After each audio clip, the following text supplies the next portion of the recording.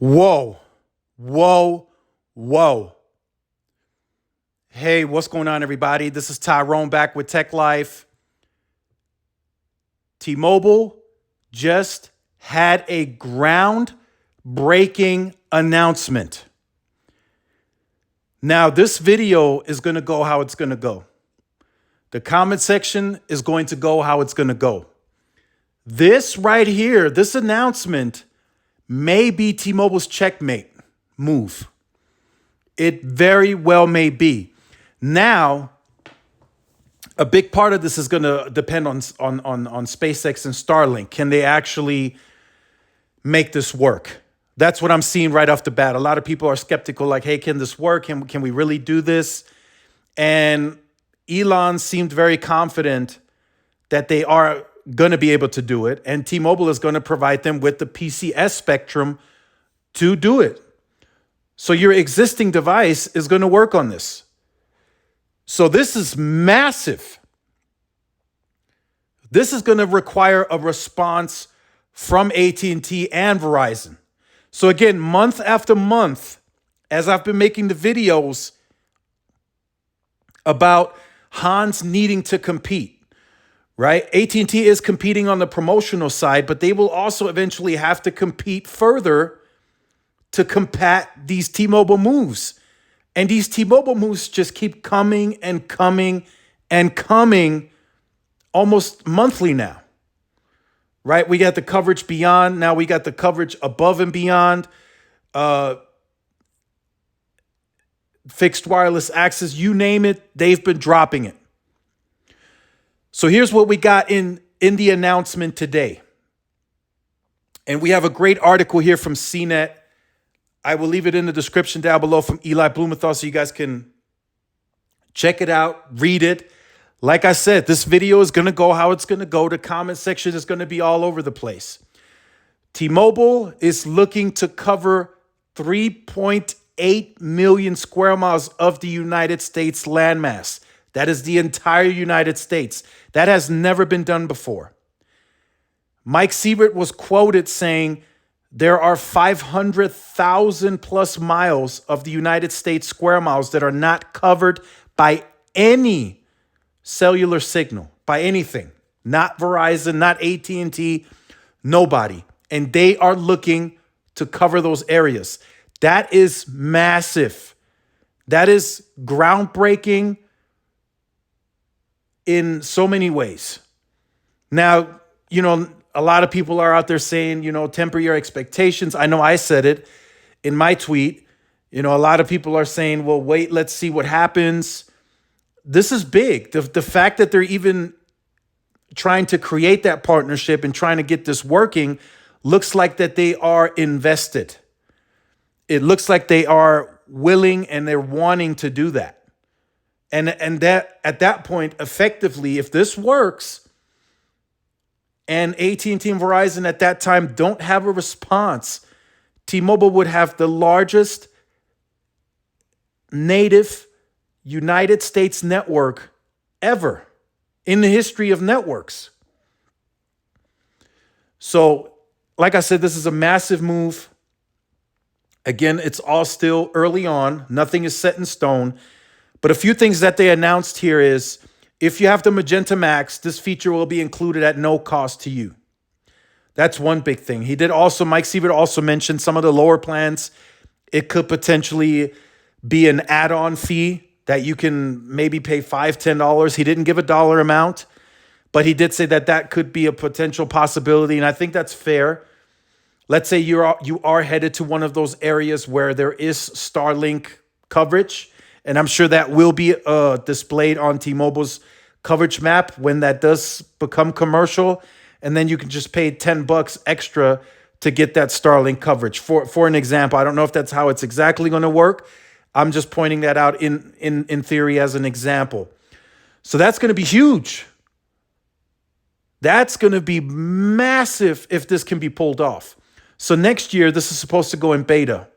And Elon said that he would have to send up some newer technology. He called it Gen 2.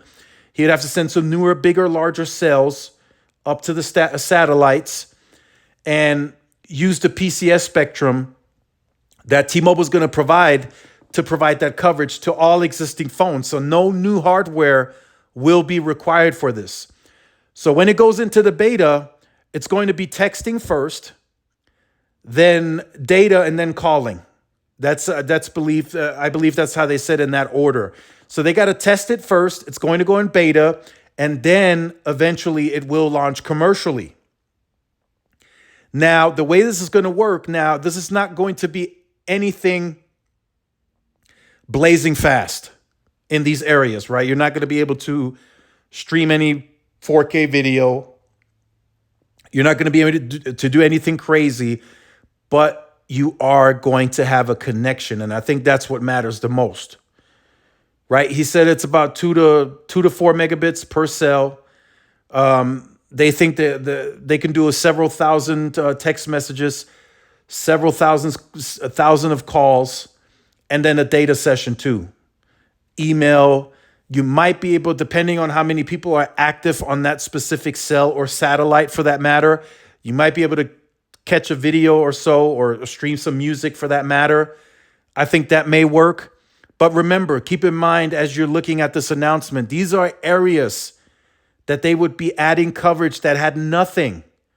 We're talking nothing at all, no service at all, nada. That would be now getting coverage through T-Mobile. So a lot of people are already messaging me that this is the checkmate move.